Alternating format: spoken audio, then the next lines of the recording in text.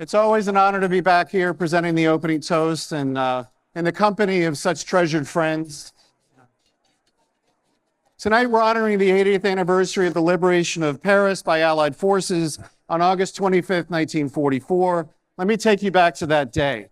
While the French 2nd Armored Division was approaching Paris from the south, Ernest Hemingway, Colonel David Bruce, an OSS contingent, and about 4 dozen French resistance officers were approaching from the southwest. While Ike had agreed to let General Leclerc and the French army liberate Paris, Hemingway was determined to liberate the Ritz Hotel's famous bar.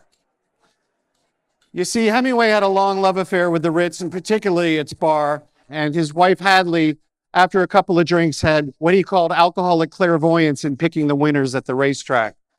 And Hemingway once wrote, "When I dream of an afterlife in heaven, the action always takes place at the Paris Ritz. It's a fine summer night. I knock back a couple of martinis at the bar, and there's a wonderful dinner. I wander up to my room and slip into one of those huge Ritz beds. They're all made of brass. There's a bolster for my head the size of a Graf Zeppelin, and 4 square pillows filled with real goose feathers, 2 for me and 2 for my quite heavenly companion." But back to that day in 1944, amid sporadic sniper fire, Hemingway and the OSS and the French resistance made their way to the Arc de Triomphe. They made their way down the Champs-Élysées. They stopped at the Travelers Club for an oh-so-social champagne toast. Then they went to the Place de l'Opéra, to the Café de la Paix for another champagne toast. Bruce described the scene as a solid mass of cheering people, and he noted that after kissing several thousand men, women, and babies, and losing a carbine by theft, we escaped to the Ritz. So as Hemingway, the OSS, and the French resistance made their way into the lobby of the Ritz, the manager who knew Hemingway before the war said, he offered them lodging for the night, and he said, "Is there anything we can do for you?" And the answer came back from Hemingway and his entourage, "We would like 50 martini cocktails, please." Now, according to Bruce's memoir, they weren't very good cocktails. The head bartender, Frank Meyer, was absent that day, and I'd love to know what he was doing because he ran a counter-espionage and intelligence ring against the Nazis. His wife was Jewish, by the way. But Bruce wrote, after these mediocre martinis, they had an excellent dinner. And thus, Ernest Hemingway, the world's most interesting man, had liberated the Paris Ritz bar. And unlike that day in Paris, you're about to have a well-made martini followed by an excellent dinner, as soon as I quit talking. I should note that Ernest Hemingway, wasn't the only Hemingway associated with the OSS. His son, Jack, parachuted into southern France that same summer. And being just like his dad, he was an avid fisherman, and he wanted to bring his fly rod with him in a fly rod case. And just before he jumped, a British officer was doing a final briefing. And he said, "I say, you can't take that with you." And Hemingway very quickly said, "Oh, it's not a fly rod. It just looks like a fly rod. It's really a wireless radio antenna." And the officer said, "I say, that's clever." So Hemingway was quite the martini aficionado, and Ernest Hemingway, that is, in a 1947 letter to his publisher, Charles Scribner, he said, "We have real Gordon's gin at $50 a case and real Nwali Pratt, and I've found a way of making ice in tennis ball cans that ends up with the coldest martinis you've ever had, 15 degrees below zero. We freeze the Spanish cocktail onions. It's the greatest thing." And then he wrote a similar letter to his second wife while married to his fourth wife. Yeah, if you're keeping track. And he says, "The whole drink is so cold it sticks to your hands. You can't even hold it. It's so cold."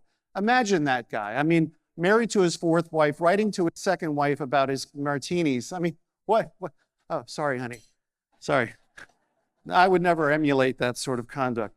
In his 1950 novel, Across the River and Into the Trees, which is full of drinking, by the way. And in fact, somebody should write a book about such things. Anyway, the main characters are having a martini at Harry's bar in Venice. And Hemingway's protagonist, Colonel Cantwell, specifies he orders 2 double dry martinis, make them Montgomery martinis. And you might ask, well, why did he call them Montgomery martinis? Well, Hemingway was no fan of British Field Marshal Bernard Law Montgomery, also known as Monty. He believed that Montgomery was way too cautious. He needed a 15-to-1 troop advantage before committing troops to battle. So he made this martini with 15 parts gin to 1 part vermouth. And he called it the Montgomery. He liked his martinis very dry, and that's what you'll be having tonight. In an article written by Malcolm Cowley, Hemingway wasn't happy about it. He said, he had me in World War II as a martini addict with a canteen of gin on one hip and a canteen of vermouth on the other, mixed 50-50, I presume. Can you imagine me wasting an entire canteen on vermouth? Yeah, he liked his martini very dry. So we're going to make that martini for you tonight. And while you're listening to me rattle on, you have a cocktail shaker in front of you and you have ice buckets. So you can start to fill the martini shaker with ice, but please do not start shaking yet. I know some of you, your hands might be shaking, but I don't want to hear any cocktail shakers shaking. I will give you the command. Okay, so as I mentioned, Hemingway preferred Gordon's gin. We're using Tanqueray tonight because it's the equivalent of what Gordon's was like back in the day. All right, don't start shaking yet.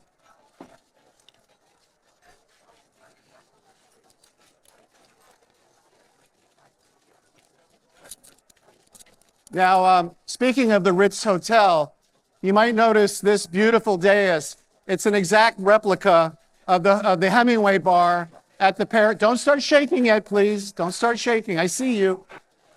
It's an exact replica of the Paris Ritz bar today, and it was built by a gentleman named Gilles Delamot, and he's with us tonight at table 27. The builder of this beautiful replica of the Ritz Hemingway bar was Gilles Delamot. I'm just so glad I didn't say Gerard Depardieu. So, and the cocktail picks you'll notice tonight are a replica of the Fairbairn Sykes fighting dagger, which were carried by OSS operatives during the war. Now, I was asked to please remind you not to stab each other with these cocktail picks. I know it sounds like a very reasonable ask, but as Charles said to me, you never know with this crowd, right? I mean, thinking of the whole General Donovan idea of recruiting PhDs who can hate on themselves in a bar fight. I mean, Charles, could we get a couple of PhDs up here? You think that would work? All right. Now, on the final couple of quotes on the topic of the martini, I love the quote from Robert Benchley. Why don't you get out of those wet clothes and into a dry martini? Or from George Burns, happiness is a dry martini and a good woman, or a bad woman. Or my favorite, attributed to Dorothy Parker, I love to have a martini, 2 at the very most, 3 I'm under the shaker, under the table, 4 I'm under the host. All right, so let's go ahead and start shaking, folks.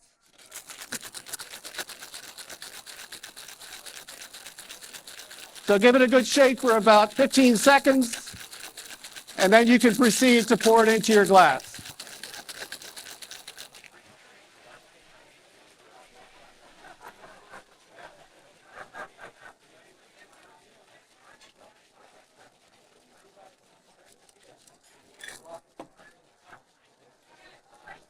All right, folks, if we're all ready for the toast, let's tip our glasses to the tip of the spear. Here's to the intelligence and special operations community around the world. And I'll conclude with Hemingway's, one of my favorite Hemingway quotes, always do sober what you said you'd do drunk. That will teach you to keep your mouth shut. Cheers.